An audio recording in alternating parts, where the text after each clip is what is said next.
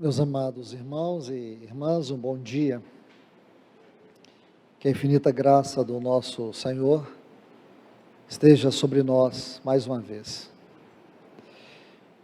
Eu quero nesta manhã, concluir a palavra que foi ministrada da última vez sobre o livro de Jó. Convido a todos para abrirem suas Bíblias, Jó capítulo 3, versículos 24 a 26.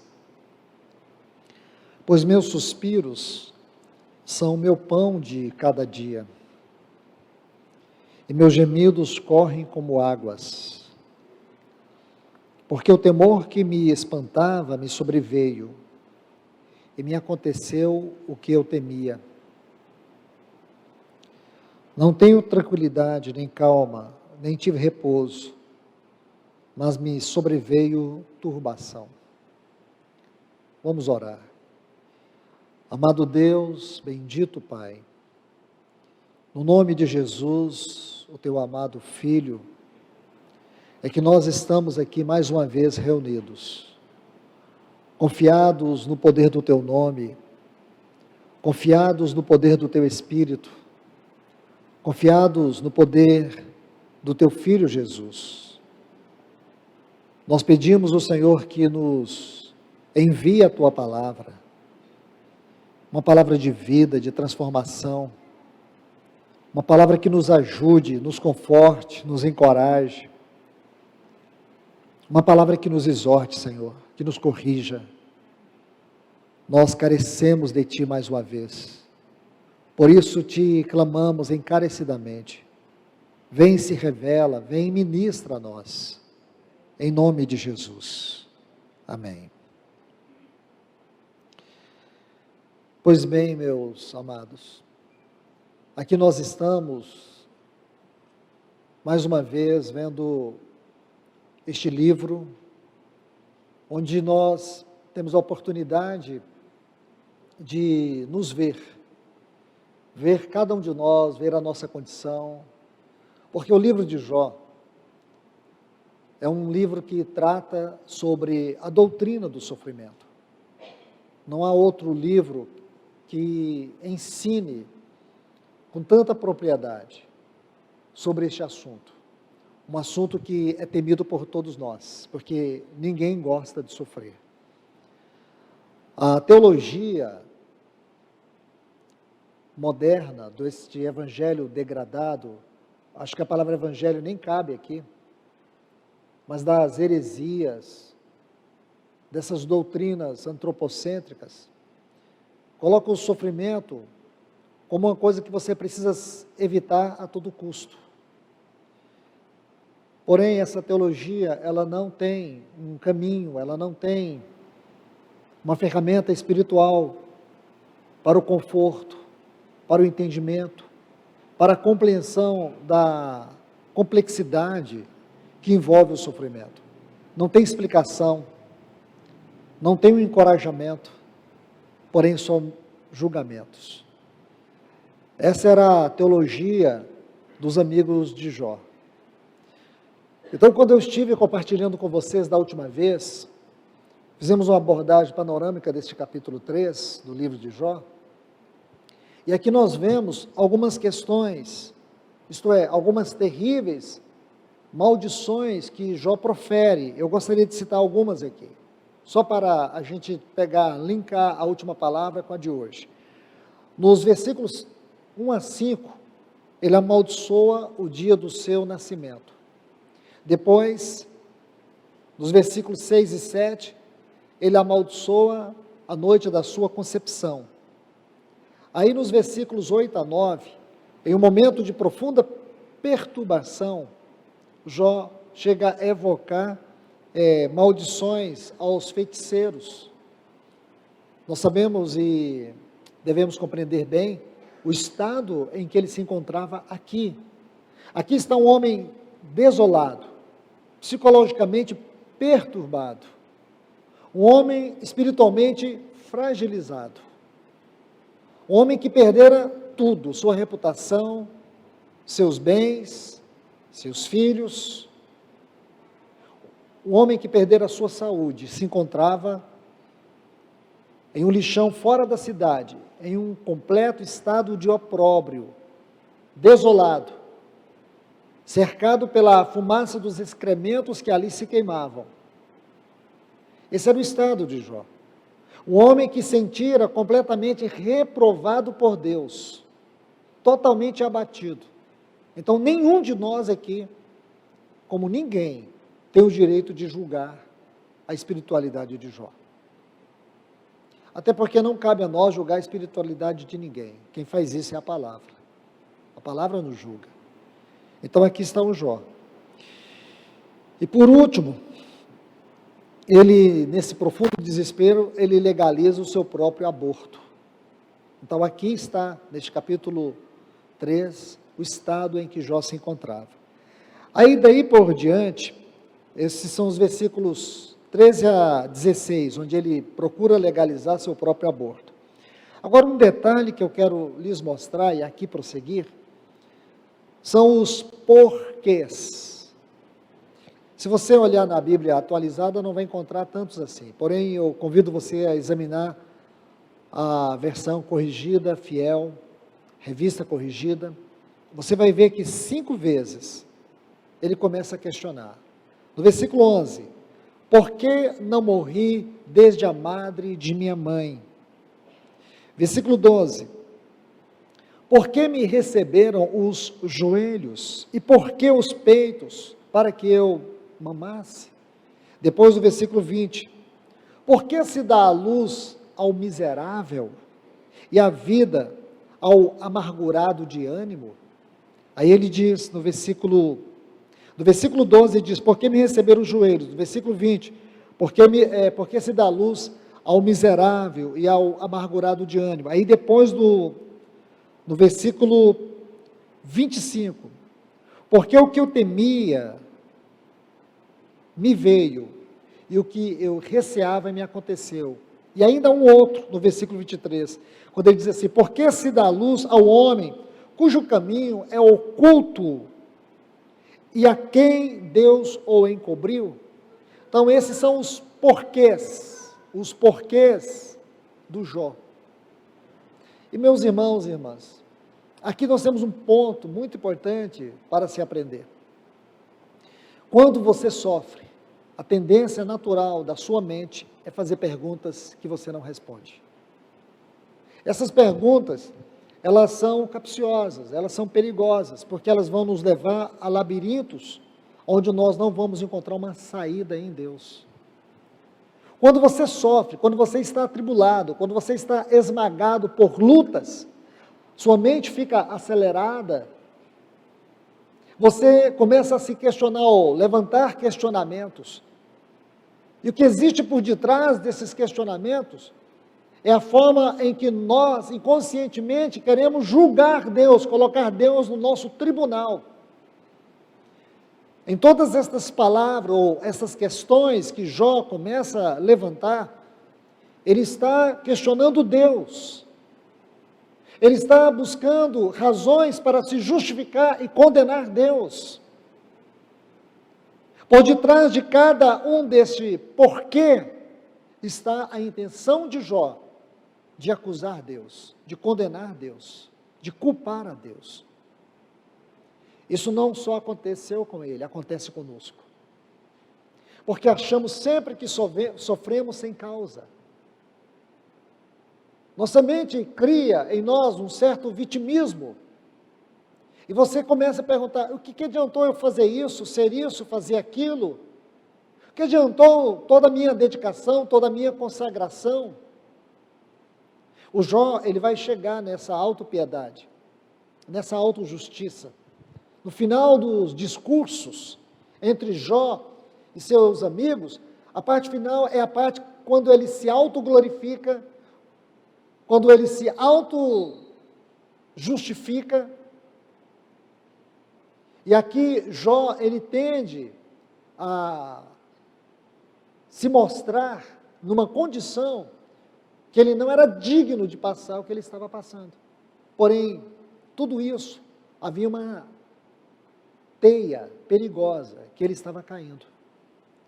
Meus irmãos e irmãs, a nossa grande busca não é de porquês, é para quê. Escute o que eu estou te dizendo. Nós precisamos encontrar, não é os porquês, porque você não vai ter resposta. Você não vai encontrar uma resposta que te satisfaça.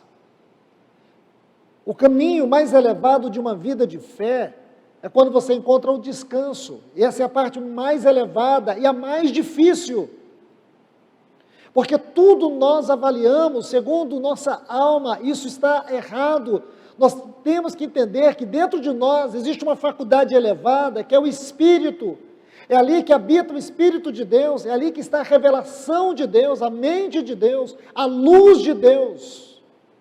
E se você não contata, se você não permite que seu espírito seja despertado, você vai entrar numa teia emocional de vitimismo e vai cair em transtornos depressivos, de incredulidade.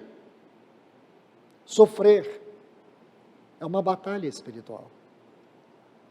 Eu digo para vocês que nenhum outro livro da Bíblia vai nos mostrar com tanta propriedade os caminhos tenebrosos da batalha espiritual no sentido interior da sua definição. Porque a gente acha que a batalha espiritual, ela ocorre na esfera fora de nós, no mundo espiritual fora de nós, e esquecemos que a batalha espiritual, as guerras mais renhidas, ocorrem dentro de nós. E aqui você vai perceber que nessa batalha do Jó, ele vai enfrentar uma guerra muito profunda, em 3 campos. Primeiro, no campo da vida íntima, da sua vida interior. No campo da teologia, qual o conceito que Jó tinha de Deus em meio aos seus sofrimentos? E no campo das relações, como as pessoas me veem sofrendo? Qual o julgamento delas? Então, são 3 áreas. Primeiro, na minha vida interior, o que está acontecendo dentro de mim? As batalhas interiores que ocorrem na minha mente, nas minhas emoções, que me esmagam no meu mundo interior. Porque, irmãos, nós precisamos, em primeiro lugar, organizar nossa vida interior, nossos pensamentos, nossas emoções. E não nos preocupamos com isso. Deixamos as nossas emoções com as portas abertas, sujeitas a todo tipo de manifestação ou motivação malignas. Quando você estuda o livro de Jó, e eu não convido você a ler esse livro de maneira superficial, eu convido você a ler esse livro de maneira microscópica, minuciosa, cuidadosa, devagar. E você vai perceber, em alguns momentos, no capítulo 9, por exemplo, você vai se assustar como Jó, ou a maneira como Jó expõe Deus. Sua relação com Deus estava estremecida, não do ponto de vista de Deus, mas do ponto de vista das suas emoções. As emoções de Jó estavam em frangalhos. E por conta disso, ele coloca Deus em um tribunal. Ele coloca Deus numa situação em que, se o amor de Deus não fosse maior do que Jó, do que as suas incredulidades, suas fraquezas, esse cântico que nós cantamos, se não é por conta do amor de Cristo por nós, há muito já teríamos descido as labaredas do inferno. Então, meus irmãos, esses são os pontos. Tem um texto em Provérbios, capítulo 20, versículo 30, diz assim: os vergões das feridas são as purificações para a maldade que existe em mim. Maldade que existe em mim. Como também as pancadas que penetram até o mais íntimo do meu ser. Provérbios, capítulo 20 e versículo 30. Então, qual é o trabalho de Deus por meio dos sofrimentos? Operar de maneira eficaz contra o mal que existe em mim. Percebe isso? Então, meus irmãos, o primeiro problema aqui, problema íntimo, é a luta interior, mas também a teologia.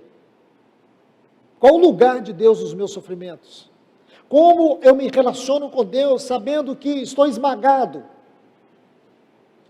Sabendo que as minhas orações parece que elas não sobem, Ele não ouve, Ele não atende.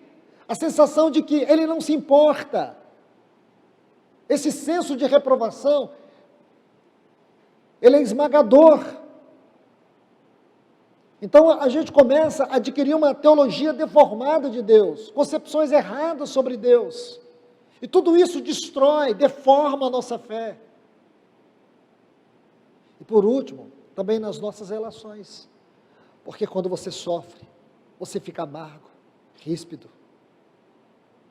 Quando você sofre e o sofrimento prolonga, a tendência natural é você se afastar, você se ocultar, você se esconder.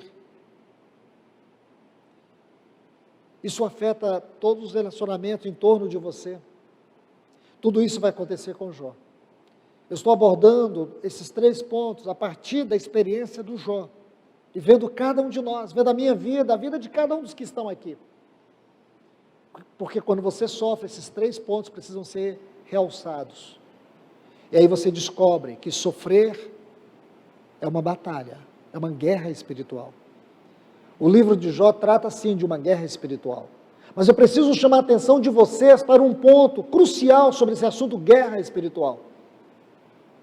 Eu não conheço muitos livros de guerra espiritual no Brasil, mas eu conheço alguns.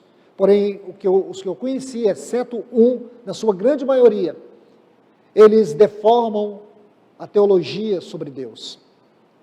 Porque eles são baseados no pensamento de Maniqueu, ou pensamento maniqueísta. Maniqueu era um cristão do 3º século. E ele é autor de uma doutrina onde ele diz que existem 2 forças degradando aqui no universo. Existem 2 reinos em luta. Parece que isso está certo, porém não está. Porque quando você adquire a ideia maniqueísta, você coloca Deus na mesma altura de Satanás. Você iguala Deus com Satanás. A ideia, que é chamada também não só de maniqueísta, mas de dualista, é que Deus e Satanás estão dentro de uma arena, travando uma grande batalha. Este é o pensamento maniqueu. Este é o pensamento dos propagadores da doutrina da guerra espiritual. Eles colocam Deus e Satanás dentro de uma arena. Eles colocam 2 reinos que estão lutando entre si. O reino do bem contra o reino do mal. O reino do bem representado por Deus, o reino do mal representado por Satanás.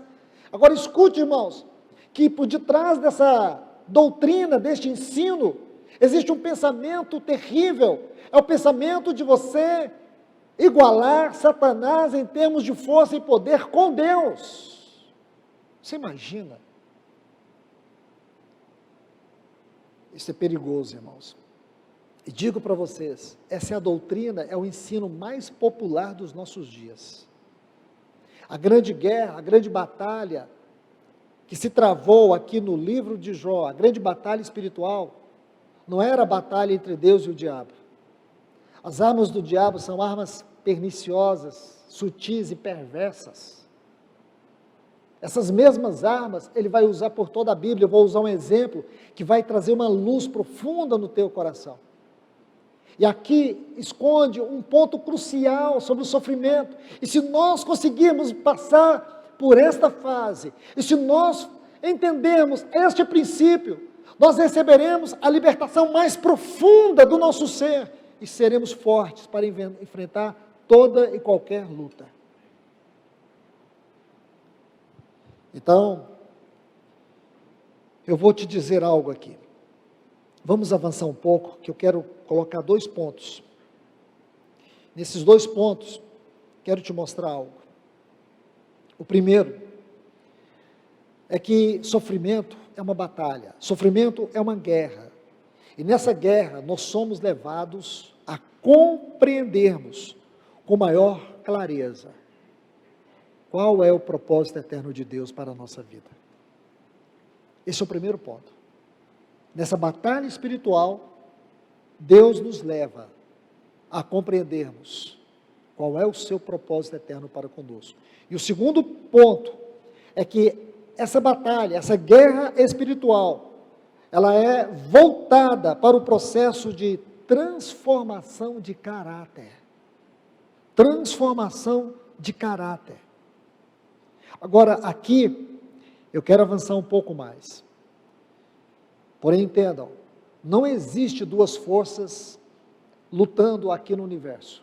Se você entende isso, você está errado. O que existe é uma rebelião em curso.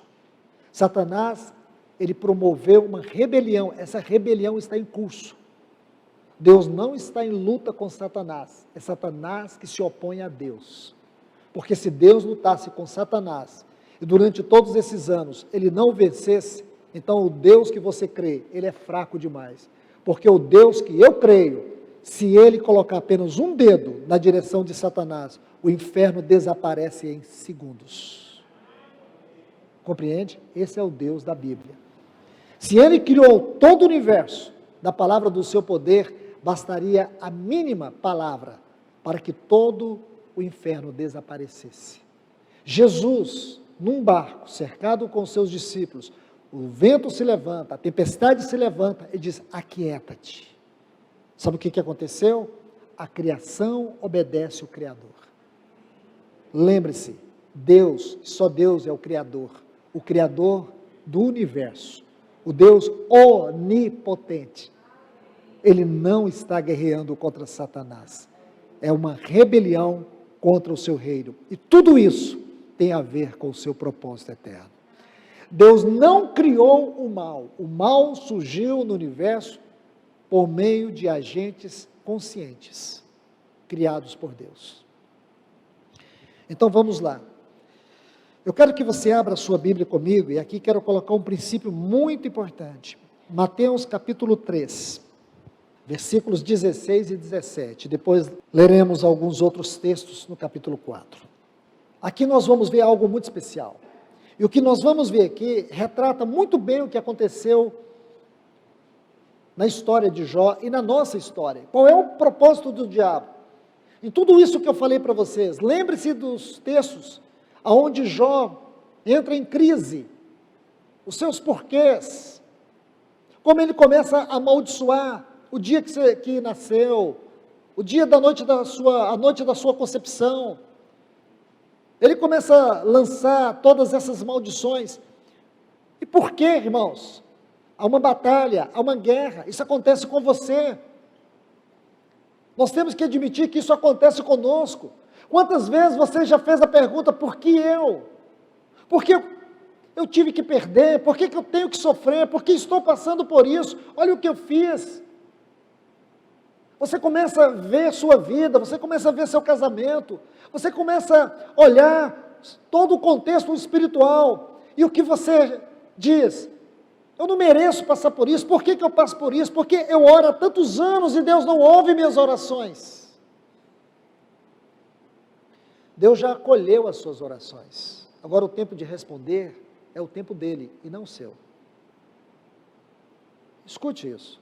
Deus já ouviu, Deus já acolheu, e Deus vai responder. E Ele vai responder do jeito dele. Ele não vai responder para te satisfazer. A resposta dele vai ser para a satisfação dele. Então confie. Eu não estou dizendo que isso é fácil. Só estou dizendo que esse é o único caminho. Vamos aos textos. Mateus capítulo 3, versículos 16 e 17. E Jesus, depois que foi batizado, saiu logo da água. Eis que se lhe abriram os céus, e viu o Espírito de Deus descendo como pomba, vindo sobre ele. Eis uma voz dos céus que dizia, este é meu Filho amado, em quem tenho todo o meu prazer. Está vendo isso? Agora vamos seguir. Capítulo 4, versículo 1. Então, Jesus foi levado pelo Espírito ao deserto para ser tentado pelo diabo. E depois de haver jejuado por 40 dias e 40 noites, teve fome. Então o tentador se aproximou-se e disse: se és filho de Deus, manda que essas pedras se transformem em pães. Está vendo aqui, irmãos? Eu quero que você observe isso. Aqui está o ponto crucial. Aqui está o cerne da batalha espiritual de Jó. É a dúvida que Satanás coloca. Observe bem, a dúvida lançada não era em relação ao poder do nosso Senhor Jesus de transformar pedras em pães. A dúvida de Satanás aqui não era o poder que o nosso Senhor tinha de ordenar aos anjos ao seu respeito. A dúvida de Satanás aqui, e ele lança dúvida, ele joga o filho contra o pai. Ele lança dúvida na filiação do nosso Senhor. Compreende aqui? A dúvida era em relação àquela voz que o nosso Senhor acabara de ouvir. Este é meu filho amado. Você é tão amado assim? Você é tão amado assim, a ponto de não ter o que comer? Você é tão amado assim, a ponto de não ter pão? Será que esse amor é verdadeiro? Meus irmãos, vamos ser honestos. Será que você não colocou já, ou não permitiu que o inimigo colocasse em dúvida o amor de Deus por você? Quando você está sofrendo, qual é um ponto crucial desse sofrimento? É que você não se sente amado, você se sente condenado. Você olha para a sua situação, o que você sente? Reprovado. Você sente um Deus distante. Você começa até a sentir inveja das pessoas que começam a dar testemunho de que Deus o guardou. Você começa a olhar para o lar, para o casamento de muitas pessoas. O que você sente? Lá dentro de você tem uma amargura, um sentimento de reprovação, de indignidade, de dizer, olha ali, olha aquele casamento, olha aquele lar, olha aqueles filhos. Você começa a se ver diante de uma doença, e você vê tantas pessoas à sua volta saudáveis, fazendo o que você não pode fazer. Você se encontra em uma profunda crise financeira, e você vê tantas pessoas, aparentemente financeiramente abençoadas, tendo tudo, podendo tudo, e você não tem nada. E aonde Satanás coloca a dúvida? Você é amado? Você é realmente filho? Você é filha? Olha a sua volta, olha o seu irmão, olha a sua irmã. Nem cristão é e é melhor do que você. Parece que ele, ela, eles são amados, você não. Aí entra uma crise. Como pode eu dizer que tem o Espírito de Deus, eu dizer que o sangue de Jesus perdoou todos os meus pecados, eu me tornei uma nova criatura, eu sou filho de Deus, eu estou passando por isso? Sabe quem coloca essa dúvida? O tentador. Você é mesmo filho? Porque o grande trabalho de Satanás, irmãos, é levantar suspeitas na nossa alma. Mas se tem algo que você vai ver na vida de Cristo, é que ele sempre testemunhou o Pai. Suas últimas palavras foram essas: Pai, nas tuas mãos entrego o meu espírito. E sabe por quê, irmãos? Vou dizer para você. Vai parecer estranho o que eu vou te dizer. Não existe uma palavra para nós que seja maior do que essa. Pai. Essa é a maior descoberta de um cristão. Você nunca vai entender a graça se você não entender a palavra Pai. Qual é o sentido escriturístico desta palavra? Qual é o sentido espiritual dessa palavra? Quais são as suas dimensões do ponto de vista de Deus, da eternidade? Pai. Pai é a maior palavra que um cristão pode ter. Não é a palavra Pai no sentido humano da definição, é a palavra Pai no sentido espiritual da concepção. Porque desta palavra emana uma outra palavra, que ela deveria ser para nós a maior âncora da nossa alma: filiação. Sabe qual é o maior trabalho de Satanás, meus irmãos? É contra a filiação. Porque se ele destrona o conceito, a realidade dessa palavra no seu coração, você não tem nada.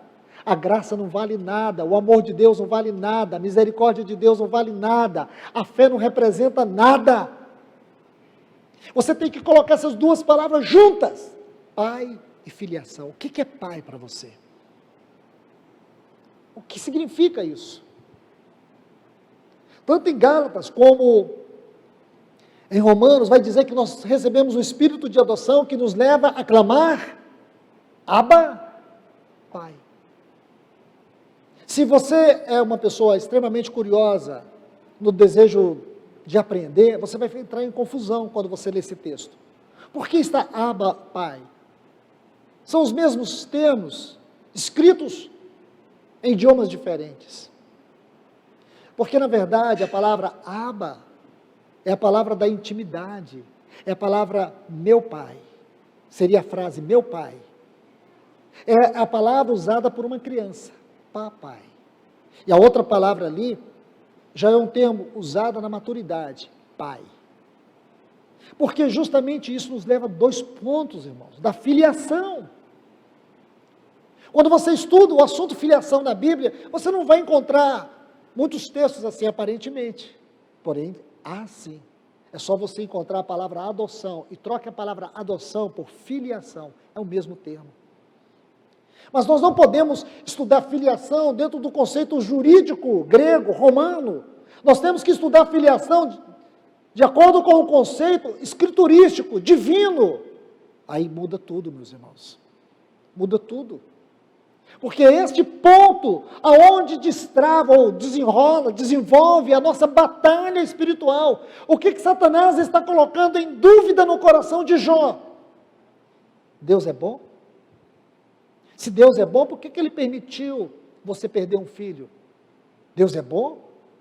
Por que ele levou sua esposa? Deus é bom mesmo? Por que ele levou o seu marido? Ele é bom? Essas perguntas, a teologia da prosperidade não responde. Não responde.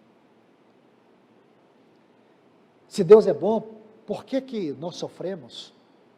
Por que nós sofremos? Por que na sua família, você como cristã, como cristão, sofre mais do que os outros? Não é uma incoerência? E você entra numa situação, como que eu posso pregar se a minha vida, o meu lar, diante dos meus familiares, parece ser o pior? Será que é? Você já viu que hoje é o seguinte, uma pessoa tem um lar muito bonitinho, redondinho, ou quadradinho, seja como for, qual que é a mensagem dele? Casamento. Aí os irmãos querem dar lição de como ter um casamento saudável, como ter filhos santos. Um irmão muito abençoado financeiramente, muito próspero financeiramente, qual é a teologia dele? Vida financeira, como prosperar. Como você ser uma pessoa de sucesso nesse mundo. Irmãos, é nojento isso, desculpe me dizer assim. Nossa mensagem não é o nosso sucesso. Isso é ruim, porque você se coloca diante dos irmãos numa esfera maior. E você joga fora toda a herança bíblica, histórica do povo de Deus. O que Pedro diria para nós? O que Paulo diria? O Paulo de 2 Coríntios, capítulo 11, o que ele teria para dizer para você? O que ele diria? Um homem que aparentemente ele foi reprovado em tudo. Em tudo. Ele experimentou sofrimentos e sofrimentos, oposições, lutas, rejeições, resistências, doenças, portas fechadas, naufrágios, açoites, prisões. O que esse homem tem para dizer para mim e para você sobre sofrimento? Como vencer o sofrimento? Ele vai dizer assim, o que eu aprendi é que o poder de Deus se aperfeiçoou na minha fraqueza. Quanto mais Deus me esmagava, mais da minha vida ele saltava em graça, em poder, em vida para outros. É o que ele vai dizer com certeza. Não foi diferente com a vida do nosso Senhor. Então, irmãos, irmãs, Satanás vai colocar dúvida aqui, e muitos dos que estão sentados aqui já sofreram isso. Muitos dos que me ouvem aqui já enfrentaram essa luta interior. Você é filho de Deus? Você é filha? É mesmo? Será que Deus te ama? Será que Deus te ama mesmo? Não é a sua alma que está te dizendo isso. É que Satanás, por meio da sua alma, por meio dos seus pensamentos, está te falando isso. Irmãos e irmãs, veja, este é um assunto sério. O que é filiação? Vamos entender essa doutrina de uma maneira muito especial. O conceito de paternidade, eu quero ler alguns textos com vocês. Vamos abrir as Bíblias aqui, por favor. Romanos capítulo 8, versículo 15. Porque não recebestes o espírito de escravidão para viverdes outra vez amedrontados ou atemorizados, mas recebestes o espírito de adoção. Troque a palavra adoção por filiação, é a mesma palavra, filiação, baseado no qual clamamos, Abba, Pai. E isso aqui é muito importante, irmãos. Essas duas palavrinhas aqui não estão desconectadas. Qualquer pessoa que se julgaria o intelectual da teologia, tentaria fazer uma correção. Está correto, porque isso aqui é revelação, Abba. Porque mostra as duas grandes fases daquilo que é maturidade bíblica, daquilo que é filiação, daquilo que é adoção. Então vamos para um outro texto, versículo 23. E não somente ela, não somente a criação, ele está falando da criação, mas também nós, que temos as primícias do Espírito igualmente, gememos no nosso íntimo, aguardando a adoção de filhos, a redenção do nosso corpo. Veja que no versículo 15, diz que nós recebemos o Espírito de adoção, o Espírito da filiação. E nesse versículo 23, diz que essa filiação é algo que nós aguardamos, nós anelamos, nós gememos. A palavra aqui, ela fala de um suspiro, de um anelo profundo. Nós aguardamos a plenitude dessa adoção. E vamos ver isso ainda, se for possível. Agora quero colocar dois textos. Efésios capítulo 1, versículo 4, e Efésios capítulo 1 ainda, versículo 5. Efésios 1, 4, vai dizer assim: assim como nos escolheu nele, antes da fundação do mundo, para sermos santos e irrepreensíveis perante ele. Aí diz o versículo 5, nos predestinou para ele. Aí diz assim, esse para aqui é a definição de predestinação. Ele nos predestinou para filiação, para sermos filhos, para a adoção de filhos, por meio de Jesus Cristo, segundo o bom prazer que sempre e eternamente residiu dentro dele. Ele fez isso pelo seu prazer. Irmãos e irmãs, como eu anelaria poder apenas estudar com vocês essa frase, beneplácito de sua vontade, a grandeza dela. O que realmente significa esse beneplácito da sua vontade, esse prazer de Deus. Mas demandaria muito tempo, mas eu te encorajo a estudar sobre isso. Mas permita-me mostrar alguns pontos. O que é filiação? O que é esse assunto tão importante, o qual Satanás, ele batalha, ele desenvolve uma grande batalha para poder destruir. Não é contra Deus, é contra nós que ele está em guerra. É em nós que se concentra a batalha, a peleja. Escute, irmãos, Satanás não pode guerrear contra Deus, então ele veio guerrear contra nós. Então o que ele faz? Ele vai colocar dúvida aí nos seus sofrimentos, nas suas lutas. Você começa a se sentir esmagado, reprovado, condenado. E aí vem, eu sou filho. Ele quer destruir aquilo que a cruz colocou dentro de você. Aquilo que foi o prazer de Deus te dar. foi o grande prazer de Deus, o beneplácito da vontade de Deus, é que você e eu fôssemos filhos. Ele nos deu uma filiação. O irmão Theophilus Sparks, ele faz uma exposição sobre filiação no sentido escriturístico, não no sentido das legislações humanas, mas escriturístico da palavra, aquilo que era para os judeus. Como, por exemplo, ele diz o seguinte: quando a criança chegava a uma determinada idade, o pai tomava aquela criança e colocava sobre ela um manto. E sobre aquele manto, o pai estabelecia uma insígnia de autoridade sobre aquela criança. E agora ele fazia uma grande festa, um grande banquete, convidava todas as pessoas nobres, seus amigos. E quando aquelas pessoas chegavam, ele apresentava o seu filho. Diz agora o pai: este é o meu filho. Este é meu filho. Sobre ele está a minha autoridade. Todos vocês precisam reconhecê-lo como meu filho. Este é o sentido escriturístico, segundo o irmão Theophilus Sparks, de filiação.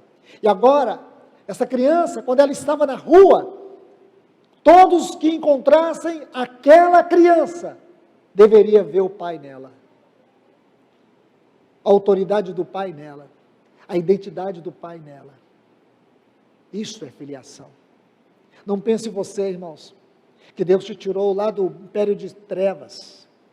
Deus te tirou lá daquele império de ira, onde nós tínhamos uma filiação. Nós éramos filhos da ira, Efésios capítulo 2. A nossa filiação era adâmica. A nossa filiação era de condenação. A nossa filiação era destinados ao inferno. Sabe o que ele fez? Ele arrancou eu e você daquele estado. Ele mudou a nossa identidade. Ele mudou a nossa posição. Ele nos colocou no império do seu filho, no reino do seu filho. Ele nos colocou na filiação em seu filho. Porque foi isso que ele destinou para nós antes da fundação do mundo. Ele destinou, ele antes, destinou, isso é pré. Ele destinou que nós seríamos filhos. Nós não teríamos só pecados perdoados. Nós não seríamos apenas livrados do inferno. Nós não seríamos esse tipo de ser para ele. Ele fez tudo o que fez com o único propósito de que seu filho deixasse de ser unigênito para que se tornasse primogênito, porque agora ele teria uma família de muitos filhos. Você consegue entender isso? Pois então eu quero te dizer, na batalha espiritual do sofrimento, é isso que Satanás quer destruir. E aí você enfraquece, você se sente rejeitado. A rejeição, segundo a psicologia, é a profunda dor emocional, a maior de todas. Você começa a desenvolver esse senso de rejeição. É por isso que muitos cristãos se desesperam e caem na depressão. Porque eles começam a se sentir rejeitados por Deus. Quem fez essa obra? Foi Deus? Não, foi Satanás. O que é essa filiação? Sabe o que é filiação, irmãos? É todo o falar de Deus a nós em seu Filho. Tudo, irmãos, que Deus fez a nós, ou falou por nós em Cristo, é filiação. Imagine, o conceito de filiação é um conceito eterno, é como o conceito de comunhão. Comunhão é um conceito eterno, comunhão é o termo que define Deus. Deus é comunhão, assim como filiação é o termo que define o Filho. Cristo é Filho por filiação eterna, nós não. Nós não somos filhos por filiação eterna, nós somos introduzidos na filiação eterna pelo Filho, só Ele é Filho por filiação eterna. Então o que Ele fez, irmãos? Por isso, quando você vai estudar esses termos, eles são profundos demais. Na Trindade, nós temos o Filho. O que o Filho é para nós? O Filho comunica a filiação para nós. Por isso é o Filho que tinha que ser a dádiva. O Filho tinha que ser a dádiva, porque seria nele que nós seríamos introduzidos de volta para a eternidade. Porque antes de tudo, Deus estabeleceu um propósito em si mesmo. Deus estabeleceu no conselho da sua vontade, com o seu Espírito e com o seu Filho, um plano. Um plano misterioso. Um plano que a mente natural não compreende. Nós podemos chamar esse plano de salvação, mas para Deus esse é um plano de filiação. Porque o assunto que domina a Trindade na eternidade não é perdão de pecados. Perdão de pecados é um dos itens no qual nós fomos inseridos na filiação. Este é um assunto que governa o coração de Deus. E quando você vai ver a filiação, você vai ver que a filiação, como diz Paulo aqui no versículo 23 de Romanos capítulo 8, é o ponto final, é o ponto elevado, onde nós vamos chegar. Nós já fomos inseridos. Deus colocou em nós um espírito, o seu espírito. E esse espírito, ele trabalha essa adoção. Que você é filho, que você é filha. Se você não perde isso, não importa o vale que você vai passar. Não importa o que você vai suportar, não importa o quanto você vai sofrer, Satanás pode tirar o que ele quiser, tirar onde tiver poder e liberdade, para tirar segundo a autoridade de Deus, mas uma coisa ele não poderá tirar de você, o lugar de filho. Aí você entende? Por que que Jesus contou a parábola do filho pródigo? Nós podemos fazer muitas conjecturas. Nós podemos dizer assim, que Jesus contou a parábola do filho pródigo para mostrar o amor do pai. Está correto. Mas esse não é o ponto mais elevado. É o ponto importante, sim, muito. Mas qual o ponto crucial da parábola do filho pródigo? É que o filho, ele pode descer o vale mais profundo. Ele pode passar as experiências mais profundas, até degradantes. Se ele é filho, ele nunca vai perder a sua identidade. Ele não vai perder o pai. O pai é uma dádiva que nós nunca vamos perder. E compreende isso? Você pode perder sua saúde, você pode perder o seu cônjuge, pode perder seus filhos, mas o pai você nunca vai perder. É isso que a parábola do filho pródigo nos ensina. Porque esse é o final da história de Jó. É porque todos falaram, todos questionaram, todos julgaram. Aí depois veio aquele amigo especial, Eliú. Eliú significa, ele é o meu Deus. O Eliú chegou, escancarou o coração de Jó, colocou Jó em silêncio. Eliú representa o falar de Deus nos sofrimentos. Eliú representa a voz de Deus na nossa dor. E aí quando Eliú termina de falar, o que a palavra de Deus nos faz? Nos leva a Deus, nos traz Deus. Então quando Eliú termina, Deus aparece, e Deus vira Jó de ponta cabeça, e o eleva num redemoinho, e Deus vai falar a Jó, Deus vai mostrar sua soberania, sua sabedoria, seu governo, sua autoridade, seu modo de agir. Ele não precisa pedir licença para ninguém para fazer o que ele quer, porque tudo que ele faz é bom. Quando Deus termina de falar, o que Jó faz? A primeira coisa que ele se preocupa, falei demais, ele colocou a mão na boca. Foi quando ele viu tudo que ele havia falado. Então, meu irmão e minha irmã, que nós não possamos chegar a esse ponto, de pôr a mão na boca, porque falamos tantas coisas indevidas. Não deixe Satanás formar em você o caráter do murmurador. Permita que o Espírito Santo possa levar você à adoração, à gratidão, mesmo que você não tenha motivos para agradecer. Mesmo que você esteja olhando tudo se perdendo, confie em Deus. No final, é Ele quem vence, não é o mal, não é o inimigo, é Deus. Então você vai ver aqui a filiação, Isso é muito especial, irmãos. E eu quero concluir colocando alguns textos sobre essa adoção maravilhosa. Abra sua Bíblia em 1 João, capítulo 3. Quero ler esse texto bem devagar. Esse texto não precisa, ou esses textos não precisam de muitas explicações, porque eles são bem claros, autoexplicativos. Observe esses textos com muito cuidado. 1 João capítulo 3, versículos 1 e 2. Vede, isto é, tenha visão, tenha clareza. Vede que grande não é algo que você tem que desprezar. Veja que grande amor nos tem concedido o Pai. Olha a ligação da palavra amor com a palavra Pai. Essas palavras, elas têm os mesmos sentidos. Deus é amor e Deus é Pai. Aí ele coloca uma frase, a ponto. Isto é, imagine o nível, imagine a altura disso, imagine as esferas mais elevadas dessa verdade. O amor que nos tem concedido o Pai.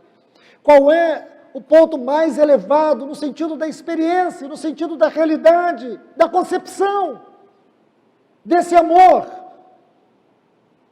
Ele diz, a ponto de sermos chamados seus filhos. Irmãos e irmãs, esse texto não pode ser lido da maneira como eu li. Esse texto precisa levar dias para ser lido. Vede, olhe. A grande pergunta é, para que lado você está olhando? Você está olhando para a sua situação? Você está olhando para o tamanho dos seus problemas? Você está olhando para o lado errado das lutas, dos fracassos, das derrotas? Ele diz, olhe só nessa direção, olhe no amor que Deus tem por você, a ponto. O que significa a ponto? Significa, irmãos, que ele não tinha filhos, ele só tinha um filho. E esse filho era o filho do seu eterno amor, da sua eterna atenção. Toda a atenção do Pai, em toda a eternidade passada, se concentrava em um único ponto, porque não havia estrelas, não havia universo, não havia nada. Sabe o que havia para o Pai? O Filho. Todas as emoções do Pai era para o Filho. Quando ele disse, este é meu filho no qual me emociono, significa que esta emoção o Pai sentia por toda a eternidade passada, por esse filho. Eu te pergunto, haveria Deus, ou haveria em Deus alguma necessidade? Nunca. Deus nunca teve necessidade de nada nem de ninguém. Como explicar esse amor? O amor de Deus, esse amor aqui, é algo tão sublime, que você nunca vai encontrar nada, humanamente falando, que possa explicá-lo. Se Deus não tinha nenhuma necessidade, e se o Filho supria todas as necessidades, e ele era um filho tão perfeito, tão cheio de glória, tão esplêndido, tão formoso, tão belo, tão puro, tão santo, tão digno. Então o que o Pai fez? O Pai criou os anjos, os serafins, para cantar a esse filho. Isaías viu, o cântico que nós cantamos hoje, Isaías 6. Os anjos cantavam, voavam em torno desse filho, dizendo que ele era santo. Os anjos entoavam em torno da Trindade, santo, santo, santo, santo Pai, santo Filho, santo Espírito. Santo. Santo, santo, santo.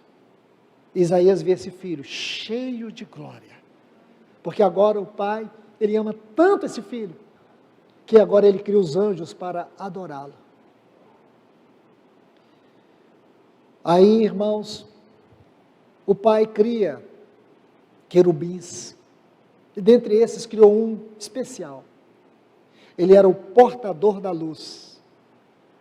Quando você lê, especialmente no texto original, o capítulo 28, do livro do profeta Ezequiel, você vai ver que ele era o querubim da guarda, ou ungido da guarda. Era ele que ia à frente, levando os cantores celestiais para adorar o Filho. Até que esse querubim, ele usurpou o lugar daquele filho, ele foi lançado para a terra, porque ele tentou usurpar a adoração do Filho. Isso está em Isaías, como também está em Ezequiel. Isaías capítulo 14, desde o versículo 14 até 19. Ezequiel capítulo 28, versículos 14 a 19. Você vai ver isso. Aí, irmãos, começou essa rebelião, porque Satanás hoje sabe muito bem o que é essa posição de filho no coração de Deus. Ele via isso lá, ele via como esse filho era tão amado por aquele pai. Mas sabe o que o pai concebe no conselho da sua vontade?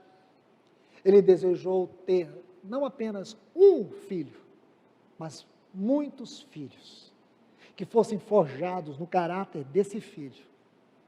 E é isso que nós vamos ler aqui. Esse é o ponto, irmãos. Agora nós somos introduzidos na filiação em Cristo.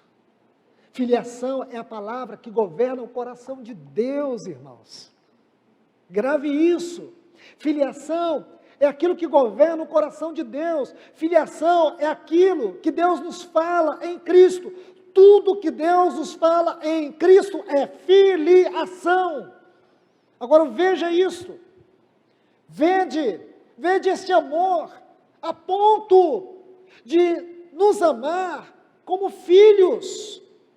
Porque Deus não amava filhos, Ele amava só um filho. Agora Ele nos ama tanto quanto Ele ama aquele filho. Eu digo para vocês que Deus nos ama com o mesmo amor como Ele ama Cristo.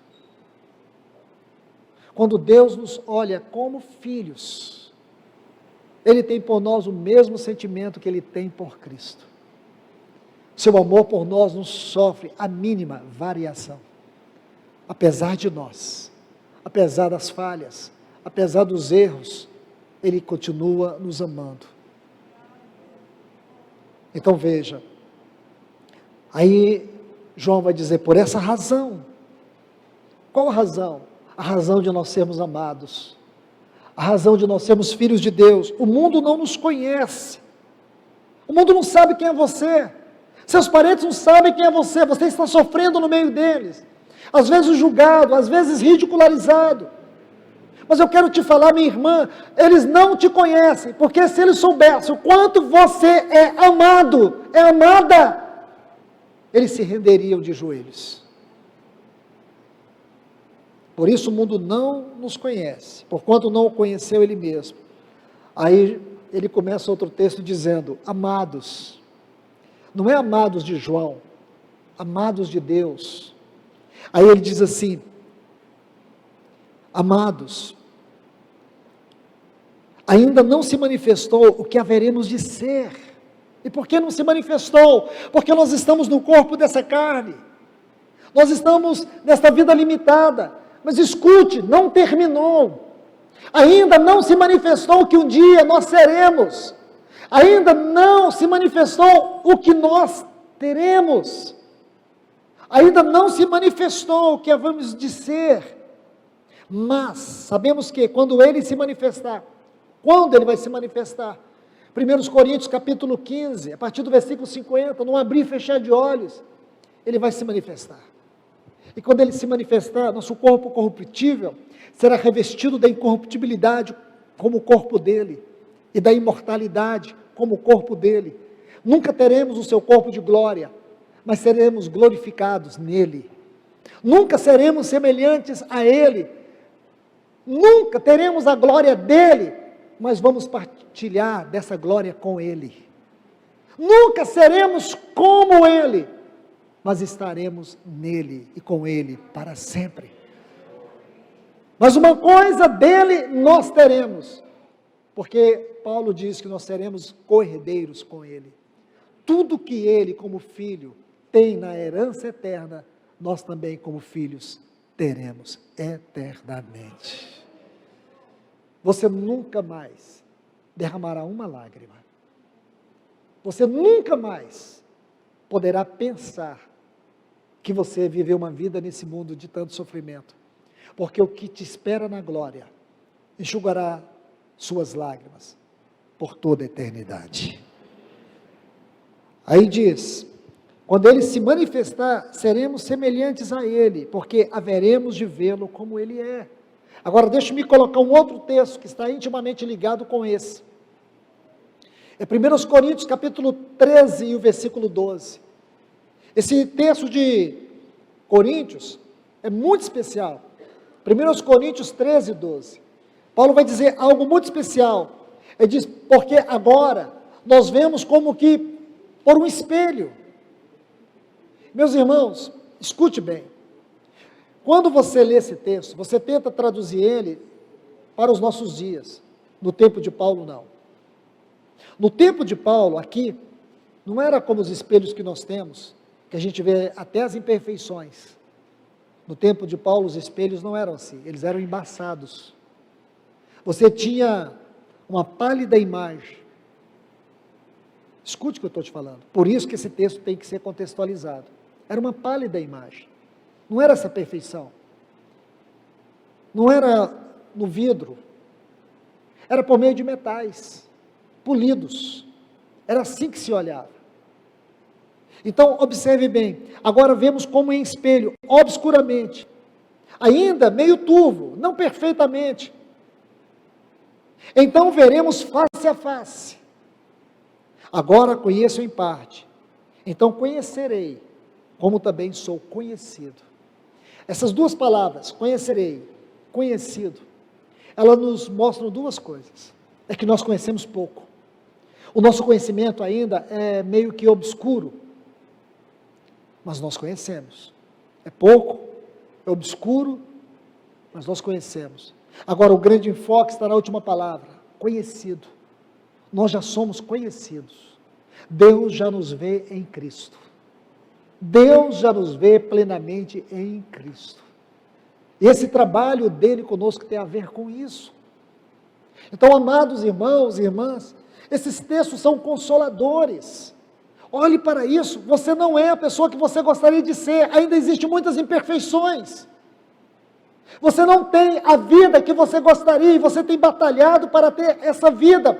E eu te digo, você nunca vai conseguir. Porque Deus não vai te dar o que você quer, Ele vai te dar o que Ele quer, e tudo que Deus quer está em Cristo. Porque se Deus me der tudo o que eu quero, com certeza eu vou a passos largos para o inferno. E graças a Deus que Ele não vai me dar o que eu quero. Ele vai me dar aquilo que está em Cristo. Ele vai me dar aquilo que é possessão eterna. Agora, uma coisa você não pode perder de vista, é que existe uma batalha em curso, em todo o nosso sofrimento. Há uma grande batalha em curso, há uma guerra, e o ponto crucial dessa guerra, é o que eu estou acabando de te dizer, é a sua filiação. É isso que Satanás quer destruir, é aí que reside o grande conflito. Esse foi o grande problema de Jó. Ele se perdeu na paternidade de Deus, ele se perdeu na filiação.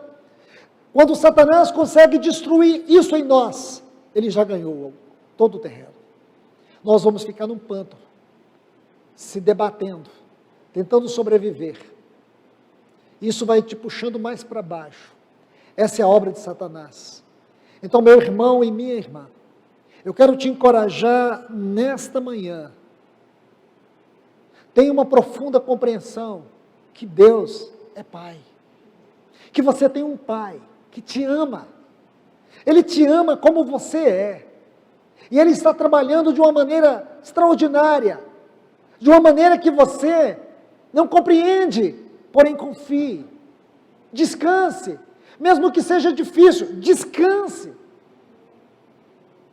Mesmo que você não encontre nenhum motivo para isso, descanse no simples fato, Deus é Pai. Deus é Pai. E no final da sua história, você vai ver Cristo face a face. Porque hoje Ele te conhece, Ele sabe quem é você. Ele te conhece tanto aqui, como Ele já te conhece lá. Porque Deus, Ele vê passado, presente e futuro de uma maneira só, instantânea. Ele já nos vê, Ele vê a obra do Seu Filho consumada em nós plenamente. Então deixa eu te falar, não desista. Não deixe o inimigo aproveitar esse tempo de fragilidade para te vencer. Não deixe o inimigo ganhar terreno por meio dos sofrimentos. Eu sei que não é um caminho fácil, mas esse é o único caminho que nós temos. Ele é o nosso caminho. Deus está falando para nós que Ele é Pai e que nós somos filhos. Você é filho, você é filha. Entenda isso. Satanás não pode destruir isso em você. Viva como filho amado, mesmo você não sentindo esse amor, mesmo você achando que esse amor não existe, ele existe. E permita que a palavra de Deus abra um caminho no teu coração e você possa se sentir amado, porque você ainda está aqui. Você ainda está aqui. Você ainda está ouvindo essa palavra. E Deus está te dando oportunidade, não é para você vencer os seus problemas, é para você experimentá-lo como Pai. Ele está te educando e Ele está formando Cristo na tua vida. Não fique olhando para os lados, não fique olhando para as pessoas, porque é a nossa tendência. E você pega pessoas espiritualmente inferiores a você, pessoas piores moralmente do que você, aí você se compara com elas. Olha fulano, olha a vida que tem. Você sempre foi um perdido, porém, a vida dele é boa, o casamento dele é bom, os filhos são bons, tem saúde, está muito bem empregado, olha a vida financeira dessa pessoa, gasta o dinheiro só com o que não presta, mas está bem. E a minha?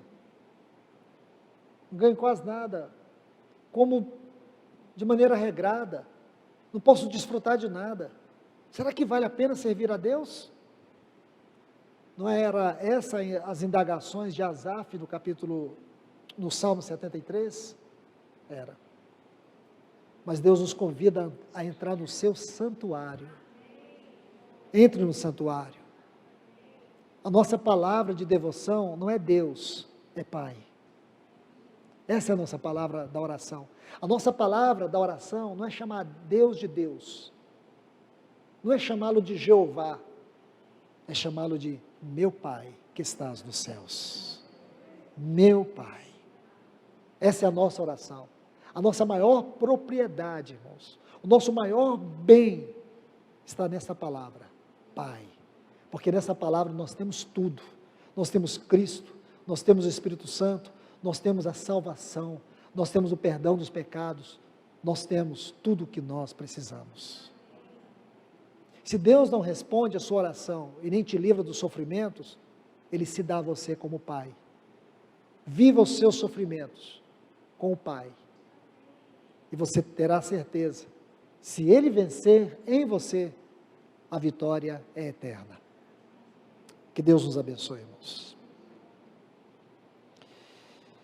Querido, amado Pai, nós te adoramos mais uma vez. Obrigado, Senhor, por esse tempo. Obrigado por essa meditação, Senhor.